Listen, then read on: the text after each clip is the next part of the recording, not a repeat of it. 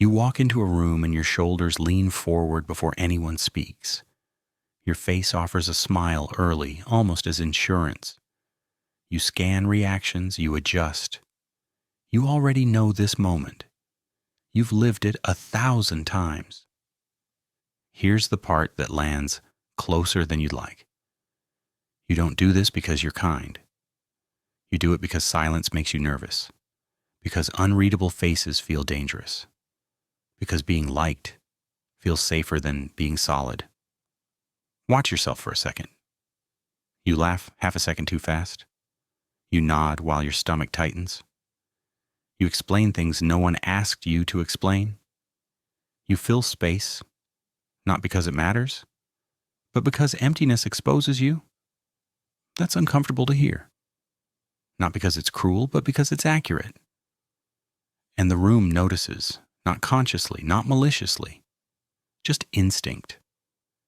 People don't need to be predators to react like predators. They only need to be human. Human brains are old, they read signals fast, and when they sense hunger for approval, something subtle shuts off. Respect doesn't vanish loudly, it leaks out quietly. You get categorized, safe, predictable, manageable, not hated, worse, neutralized. Here's a frame shift, not advice, not motivation, an experiment. What if presence isn't about expression at all? What if it's about subtraction? Notice the men who don't chase reactions. They don't dominate the room, they don't perform confidence. They arrive, take a position and stop adjusting. They don't rush to smooth tension. They let it sit. They don't explain themselves into acceptance. They allow misunderstanding to exist. That weight you feel when they go quiet, that's not charisma, that's gravity. Here's the uncomfortable part most people avoid. Confidence that asks for nothing feels threatening. Not because it's aggressive, but because it doesn't negotiate. There's a difference between being liked and being undeniable, between warmth and authority, between comfort and freedom. And freedom has a cost most people don't want to pay. Machiavelli wasn't obsessed with cruelty. He was obsessed with leverage. He understood something simple and sharp. Love is optional. Respect born from self-sufficiency is not. If you need approval, you are manageable. If you don't, you are unpredictable. And unpredictability changes the game. This isn't about becoming cold. It's about becoming complete. Here's where the experiment turns surgical. Look at your current personality like a system. Not who you are. What you do. Where do you over-explain? Where do you rush to be understood? Where do you trade alignment for harmony? Don't fix it yet, just notice. Because the first cut isn't action. It's restraint. Silence instead of commentary. Stillness instead of reassurance. A pause where you'd normally perform. This will feel wrong at first. Your nervous system will call it danger. You'll want to fill the gap. That urge is the signal. Here's the fork in the road. Comfort or authority. Being included or being respected. Noise or essence. Both paths give you something. Only one gives you control, and control doesn't announce itself. It rearranges how people move around you. A warning you should actually take seriously. Once you stop needing to be liked, social warmth changes temperature. Fewer jokes land. Fewer invitations come automatically. Distance appears. Not rejection, distance. And distance is where leverage lives. Most people turn back here. They mistake distance for loss. They retreat to familiarity. They choose to be harmless again. But if you stay with the experiment a little longer, something else happens. People listen differently. They test you less. They speak more carefully, not because you demanded it, because you stopped asking. This isn't a transformation, it's a subtraction. a removal of unnecessary signals. And we're not done yet. Because presence is only the first layer. What comes next changes how decisions form around you, how power accumulates without noise, how you stop reacting and start positioning. That part comes later. For now, ask yourself this and don't answer too fast. If you removed the need to be approved of, what would actually remain? You feel it before you can explain it. A low weakness, not exhaustion, not fear, more like pressure leaking out of a cracked system. You wake up with energy, and by noon it's gone. Conversations drain you. Decisions feel heavier than they should. You tell yourself you need more confidence, more discipline, more force. That's not it. The truth is sharper. You're not weak. You're leaking power. Watch a normal day. How many times do you soften your words before they leave your mouth? How often do you agree just to keep things smooth? How quickly do you explain yourself when no one demanded an explanation?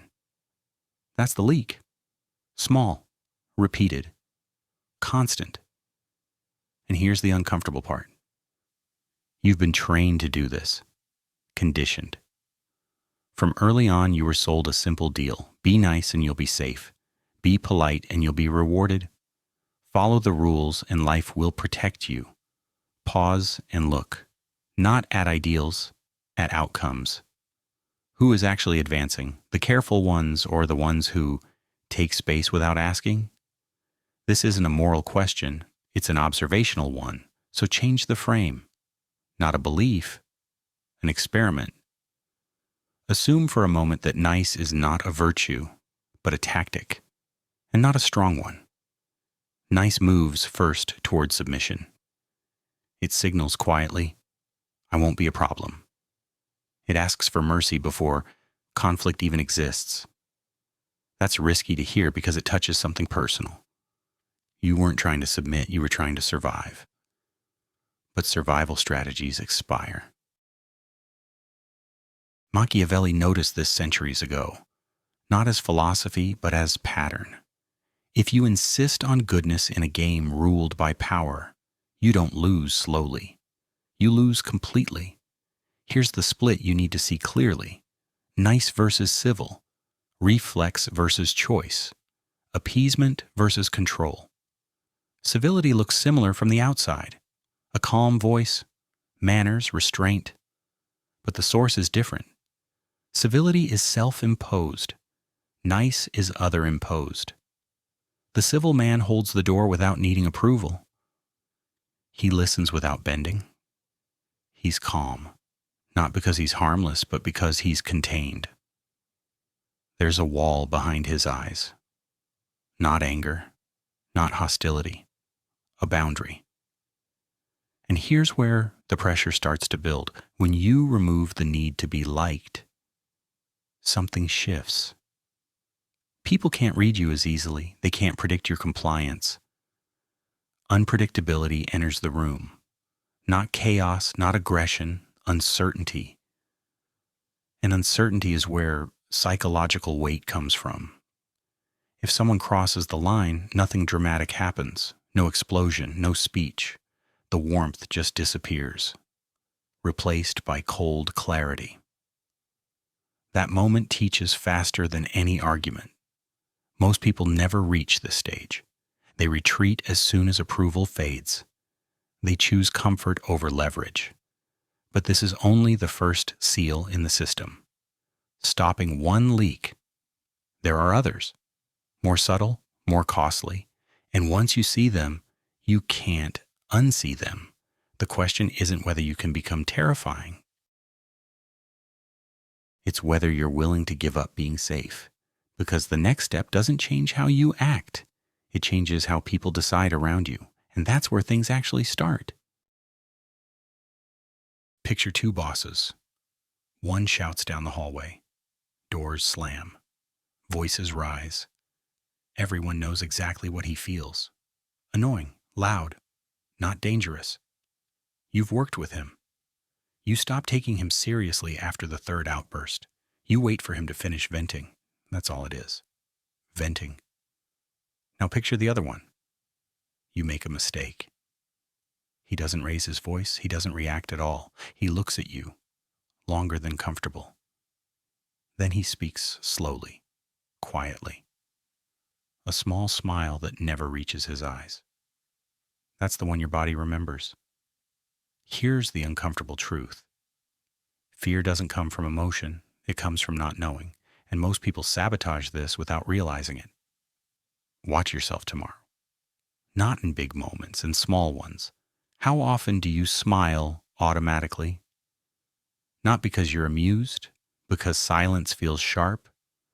How often do you laugh a beat too early, nod too quickly, soften your face just to keep things smooth?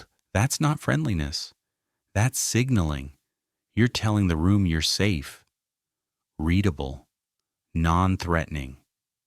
You didn't choose this consciously. It's older than thought, a reflex. So don't change your personality. Run an experiment. For 1 week, stop performing comfort, neutral face, calm eyes, no rush to reassure. Let your expression match reality instead of expectation. This will feel risky. People are used to reading you, and when they can't, they get uneasy. They'll ask questions. Are you okay? Did I do something? Notice that moment. That tension isn't conflict. It's a shift. They're realizing they've lost access. You didn't threaten them. You didn't explain yourself. You just closed the book, and closed books create pressure. Now let's go deeper. Listen to how insecure people talk. They overlap, they interrupt, they rush. Words pile up fast, almost panicked. They're trying to build a bridge over silence before it collapses on them. Because silence feels like judgment. Here's the frame change. Silence isn't emptiness. Silence is a vacuum. And humans hate vacuums. So try something else. When there's a pause, don't save it. Let it stretch. Let it breathe. Your instincts will scream at you to fill it. That urge is the signal. Stay still. Watch what happens. The other person will move first. They'll talk more than they planned. They'll explain things you never asked about. They'll soften their position, not because you manipulated them, because anxiety hates open space. You didn't take power. They handed it over just to escape the discomfort. This isn't about dominance, it's about restraint. Noise versus gravity. Comfort versus control. Most people choose noise because it feels kind, feels human, feels safe. But safety keeps you predictable. And predictability is never respected. This is only the second lever. There are others. Sharper ones, quieter ones. Once you understand how silence and expression really work, you'll start noticing who controls rooms without speaking at all. And when you see that, you'll realize how much power you've been giving away without noticing. The next shift isn't visible on your face. It happens in timing. And that's where things become dangerous. Someone asks you a question. You already know the answer. And still, you rush. Words jump out before your body settles. You speak fast, stack sentences, fill space. You think you're being clear. What you're really doing is escaping the moment. That lands close, doesn't it? Because you felt the opposite too. That pause from someone else. That second where they don't respond. Your chest tightens. Your mind starts working without permission. Did I say something wrong? Was that stupid? What are they seeing that I'm not? Here's the experiment. Not confidence, not dominance, timing. Next time, don't answer right away. 1 second, 2, 3. Keep your eyes on them. No smile, no apology, just stillness. You didn't say anything and already the balance shifted. Certainty cracked before a word was spoken. Now notice what happens when you finally speak. If you rush, the room feels ahead of you. If you slow down, the room adjusts. Fast speech isn't energy. It's pressure leaking out. It says your words need permission to exist. Slow speech says something else, that you expect to be heard, that nothing else is pulling you away, that your time is solid. Picture authority for a moment. Real authority. It never hurries. Not because it's calm, because it doesn't need to convince. Now watch what you do when someone interrupts you. Most people fight back. They raise volume. They rush harder. That's panic disguised as confidence. Try this instead. Stop. Mid-sentence, mid-thought. Say nothing. Look at the person who cut you off. Let the room feel it. Let the silence name what just happened. You'll see it. The stumble, the apology, the retreat. Then continue. Same tone, same pace, same point. You didn't argue for attention. You demonstrated ownership. That difference matters more than volume ever will. Now for the part people avoid. Watch how often you reach for validation. The phone check. The casual explanation no one asked for, the small hope that someone noticed. You call it staying connected. It's something else. It's feeding an idol. Every time your mood rises on praise or collapses on criticism, you hand someone the controls. If a compliment can lift you, you're manageable. If an insult can ruin your day, you're owned. That's uncomfortable because it's true. You can't carry real weight while begging for signals. You can't be solid while outsourcing your value. So change the frame again, not willpower, withdrawal. Stop asking to be seen. Stop explaining yourself to people who don't decide your future. Stop checking whether you're approved. At first, it feels like losing oxygen. That's addiction breaking. But something builds underneath, quietly, pressure. And pressure changes how people move around you. This is only one layer of the system. Timing, silence, detachment. The next layer goes deeper. It has nothing to do with what you say and everything to do with when you refuse to react. That's where real leverage starts. You feel it the moment someone tries to push your buttons. A comment, a look, a small insult dressed as a joke. Your body reacts before you decide to. Heat in the chest, a need to correct the record, to explain who you really are. That reflex has cost you more than you think. Here's the uncomfortable truth. The faster you defend yourself, the more power you give away. Not because the other person is strong, because you just told them their opinion matters. So change the frame. Not confidence, zero, not numbness, neutral ground. Imagine your self-image as a sealed room. No doors, no windows. Someone praises you. It doesn't enter. Someone mocks you. It doesn't enter. You already know who you are. Nothing external gets a vote. Meet someone like this once, and you remember it. They don't fish, they don't flinch, they don't trade validation. It feels wrong at first, because most people live inside an exchange. I affirm you. You affirm me. When you step out of that deal, the system stutters. People lean forward, they try harder, they test. That's the moment they provoke, they poke, they throw a line and wait for the tug. And here's where most people fail. An insult lands, and the instinct fires. Defend, clarify, strike back. Each one is a confession. Defense says, it hurt. Explanation says, they're allowed to judge you, so don't do either. Try this instead. Someone calls you arrogant, you don't correct them, you don't justify. You say calmly, I've been called worse by better people. Or you say nothing at all, just, okay. And you return to what you were doing, no pause for effect, no performance. Watch their face. the weapon falls flat.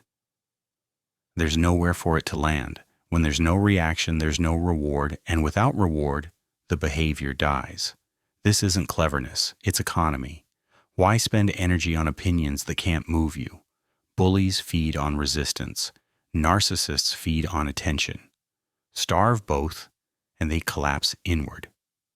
Nothing unsettles someone more than realizing you're bored by them. That boredom isn't apathy, it's hierarchy. Now take this one step further. Notice your body right now, your shoulders, your neck, your stance. Most people shrink without noticing, head forward, chest guarded, weight unstable. Your mind shapes your body. But your body also rewrites your mind. Straighten slowly, not exaggerated, just aligned. Feet planted, chest open, jaw relaxed. No tension, no display. That posture sends a signal before you speak. Not dominance, finality, comfort, or command. Reaction or restraint. This is another lever. And once it clicks, it doesn't turn off. Because the next phase isn't about words at all. It's about how long you can remain unmoved when others lose control. And that's where the real separation begins. Notice how you're sitting right now. Before you change anything, look. Knees pulled in, shoulders rolled forward, spine collapsed like you're trying not to be noticed. You feel it even if you've never named it. Small body, small state. Here's the uncomfortable truth. You can't feel dangerous while you're folding yourself away. You can't think like a ruler while you're hiding your chest. This isn't mindset, it's mechanics. So shift the frame. Not belief. Experiment. Open your posture, slowly, chest up, stomach exposed, back straight but not rigid. It feels wrong at first because you were taught to protect yourself, to guard the vital parts. That logic works in a fight. It fails in social space. Exposure here doesn't signal weakness. It signals absence of fear. You're saying without words, I don't need armor. Take more space. Rest an arm where there was none. Uncross your legs. Let your body occupy territory instead of apologizing for it. Now watch your eyes. Most people's eyes never stop moving. They scan, they flick. They search for permission or danger. That's not awareness, that's prey behavior. A deer scans, a rabbit scans. Predators don't. They focus. Train this. When you look, actually look. Let your gaze land and stay. When it moves, let it move slowly, deliberately to the next point. No rush, no checking. Stillness in the eyes changes everything. Now walk. Remember that awkward hallway moment. You step left. They step left. You both hesitate. You smile. You shrink. That's not politeness, that's loss of vector. Try this instead. Pick a line, any line, and keep it. Don't stare at the person. Look through the space beyond them where you're going. Your body follows intention, so do other people's bodies. The one with momentum wins. Not force, direction. When your movement is clean and committed, people feel it before they think it. They adjust. They step aside. Not because you're aggressive, because you're inevitable. Space goes to the one who claims it without hesitation. This isn't arrogance, it's trajectory. You have a destination. They're drifting. Now for the next layer. Notice how available you are, how quickly you respond, how easily you give attention. Every message answered instantly, every interruption rewarded, every glance returned. You think this makes you connected. It does something else. It makes you cheap.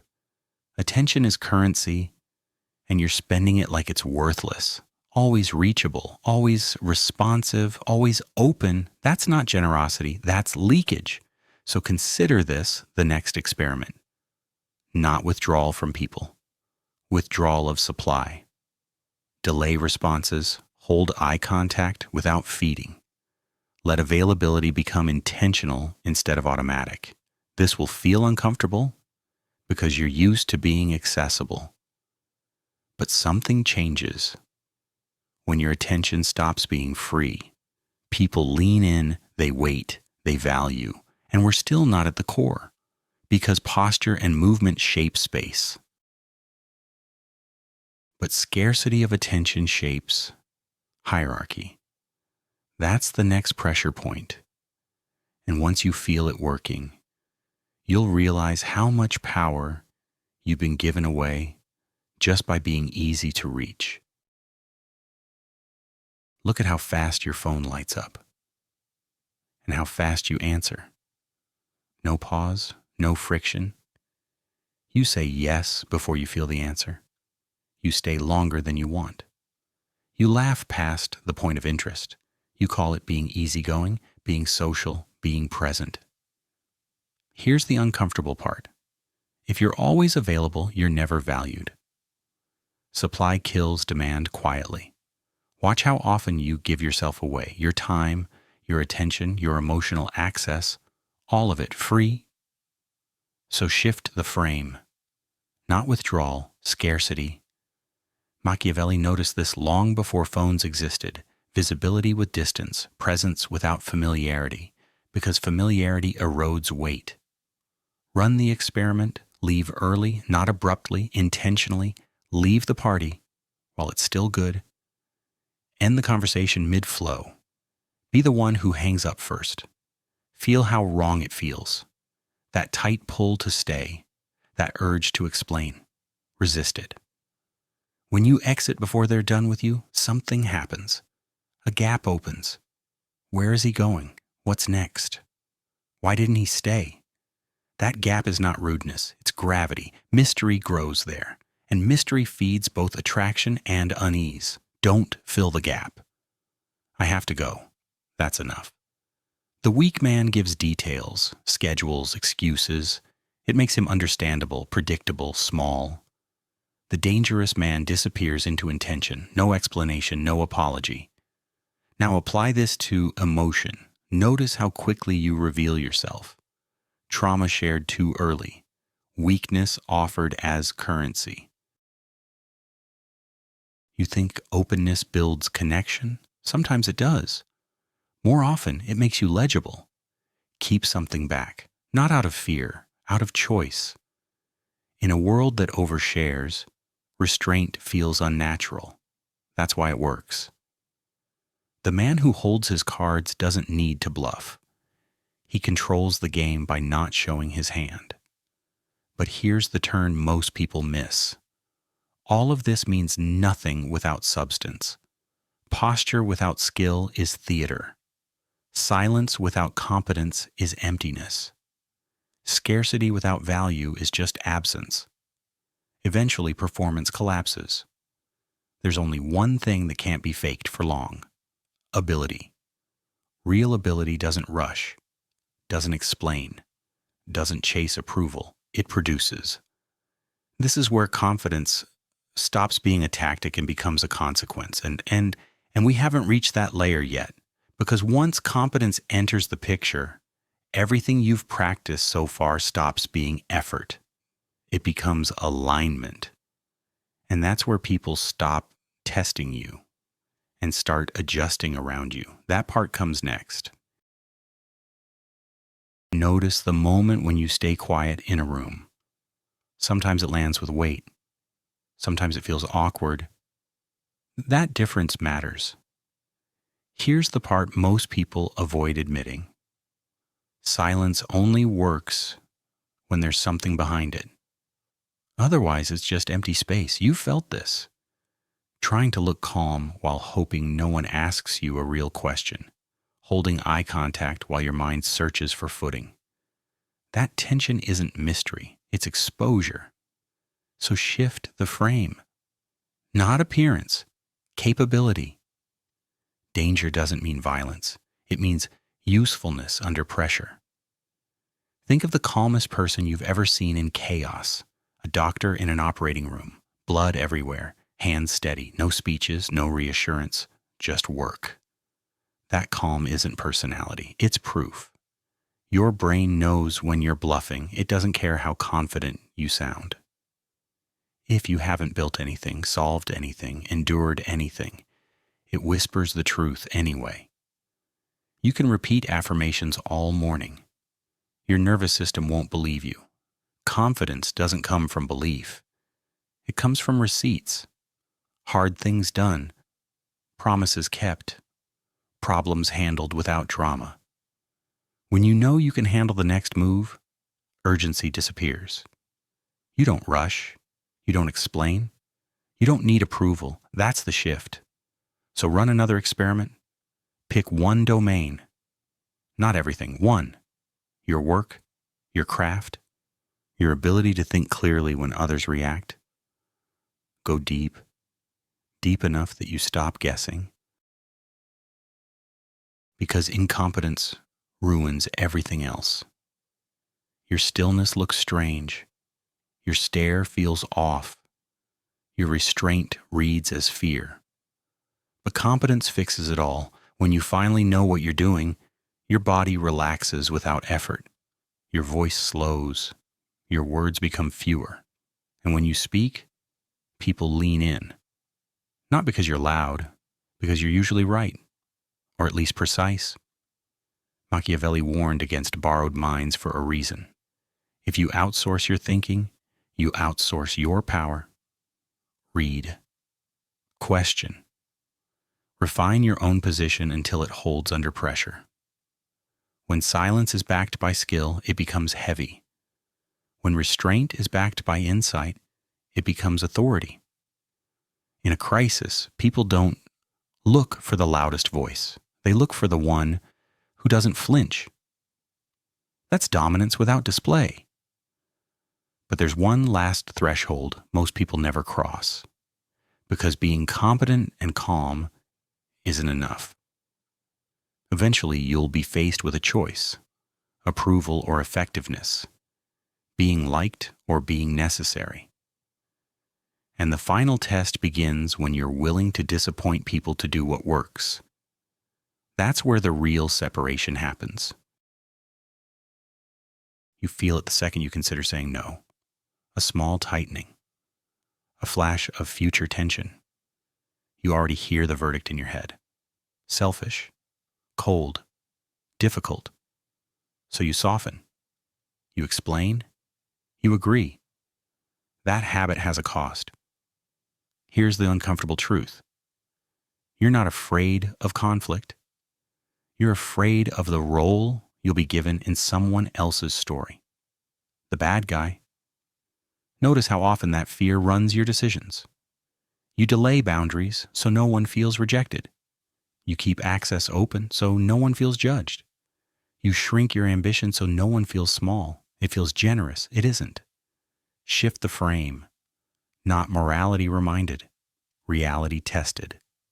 Try this thought experiment. List every choice that moves your life forward. Now list who it disappoints.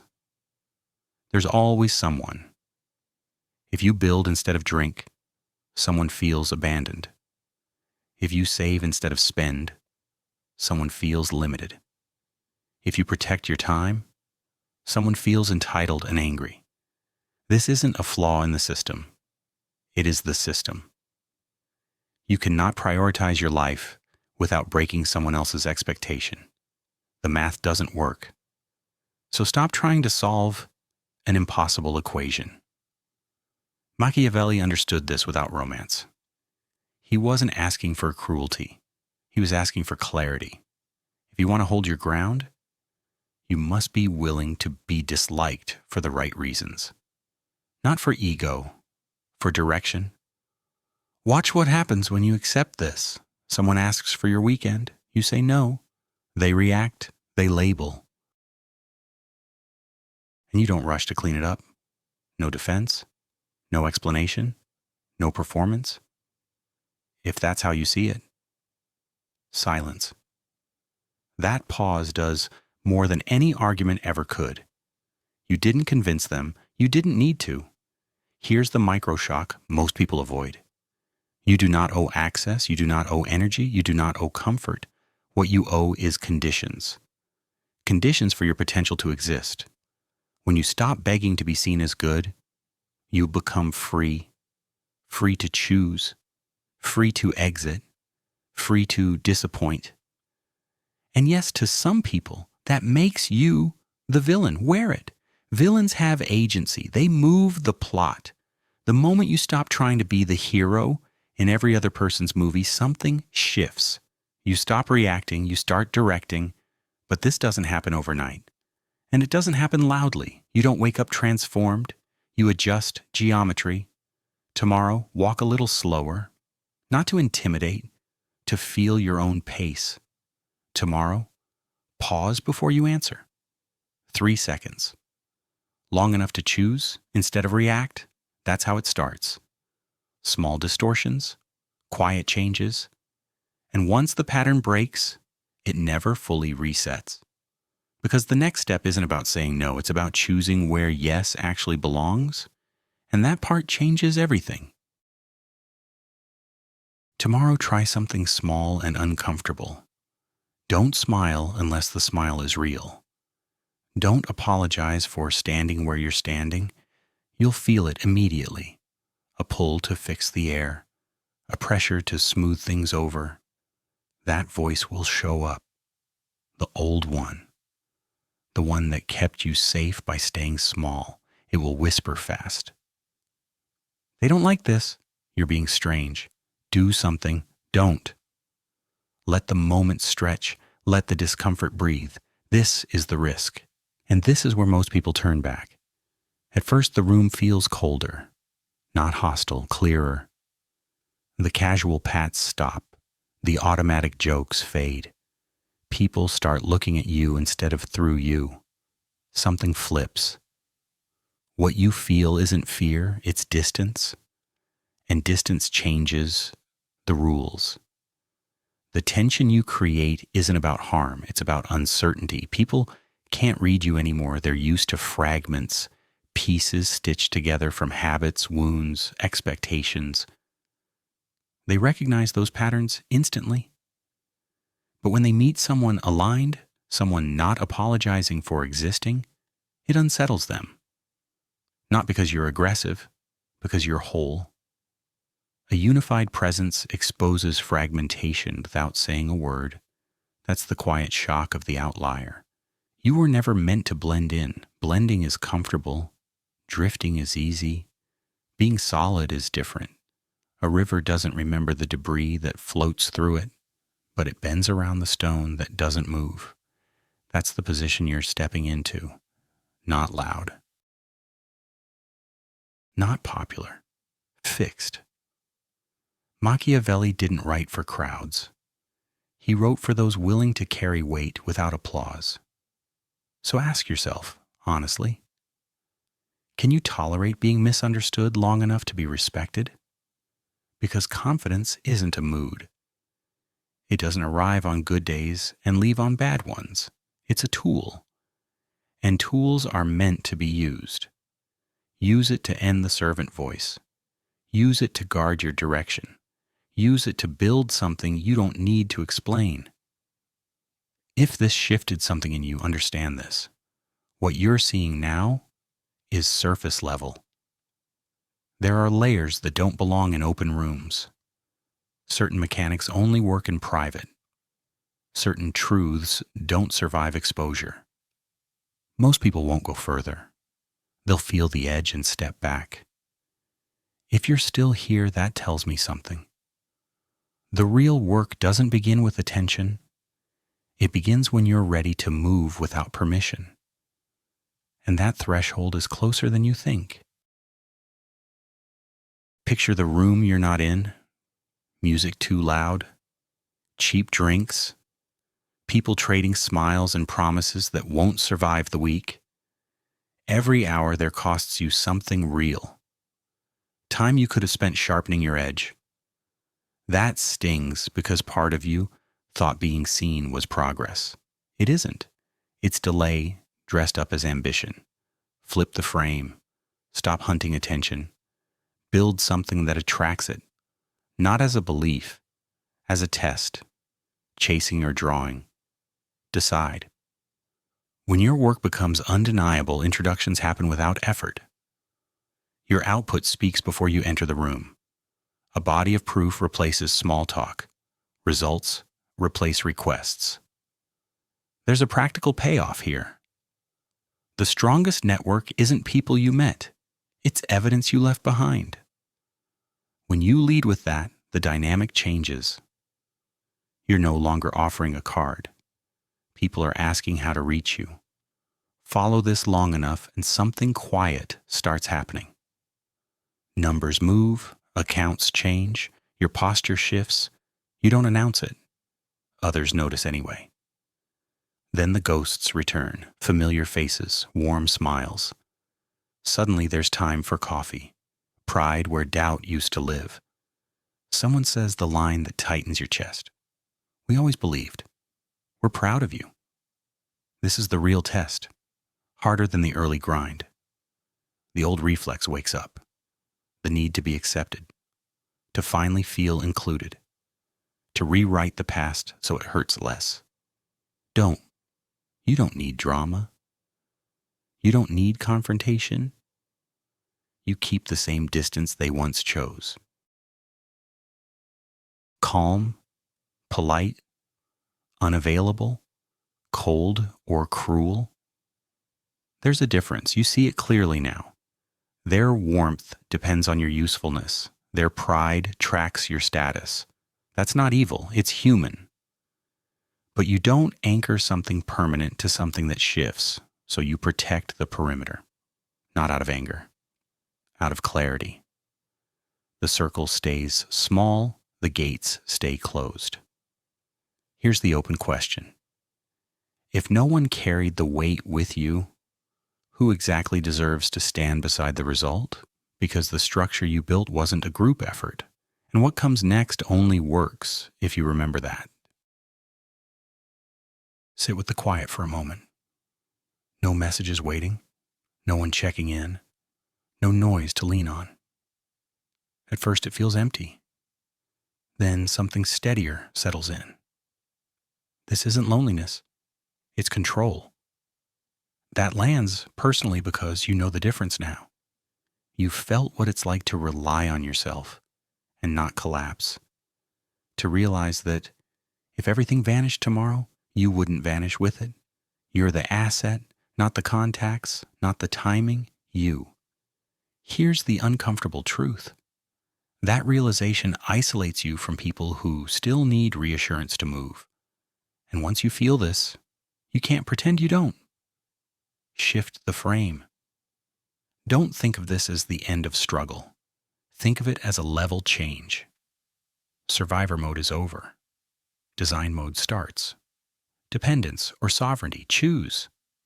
There's a practical reward here. When you no longer need support, you stop chasing it. And paradoxically, that's when you're able to offer it cleanly. No need, no strings, no hunger behind it. You start noticing others like you once were. Quiet, sharp, isolated, close to quitting. You don't rush to save them. You watch, you test, you invest only where there's real spark. You become selective, strategic, not generous with attention, but precise with it. And you never forget the cold room, the silence, the long stretches where no one cared if you failed. You keep a fragment of that darkness intact, not as bitterness, as ballast, something that keeps you grounded when praise gets loud. Because applause changes tone quickly. People cheer success. They ignore construction. You remember who clapped when nothing was visible. You did. Now notice the resistance rising, the thought that says this is too extreme, that you need people, that humans aren't built for this. That's biology talking. The instinct that seeks the herd because it feels safe there. But safety is temporary. The herd survives until it doesn't. The one who stands alone survives because he can. Comfort or danger, stability or power. This path isn't universal. It's narrow by design. It asks you to look unfinished for a long time, misunderstood, quietly dismissed. But the trade is permanent. Temporary obscurity for lasting authority. Darkness first. Light later. Here's the open question.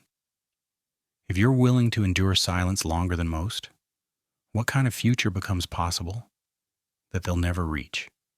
Because what comes next isn't about proving anything anymore. It's about deciding what kind of force you're going to be when the game finally turns in your favor.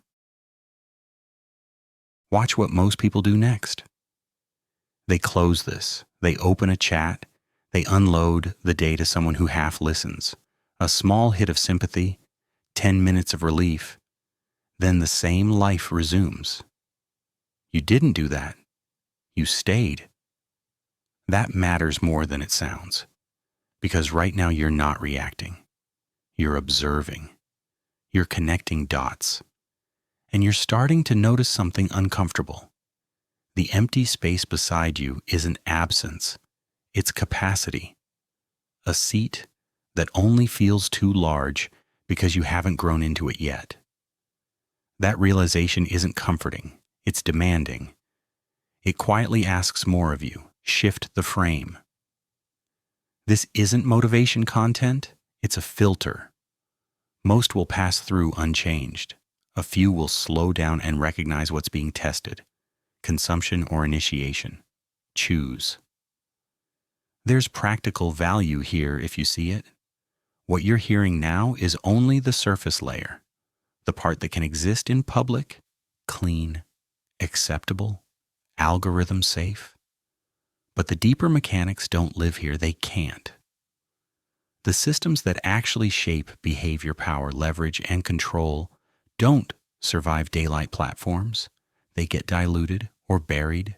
That's intentional. The strongest ideas are never distributed evenly. Here's the open loop. If this already shifted how you see your isolation, what happens when the filters are removed? Because there's another level where the language changes, where strategy replaces reassurance, where psychology stops being polite. Most people will never ask for that. They don't want it. They want comfort they can share. If you're still here, you're not looking to feel better. You're looking to understand. And that puts you in a smaller category. This is where paths separate. One stays visible, familiar, approved. The other goes quiet and sharp. What happens next isn't for everyone. That's not arrogance, it's design.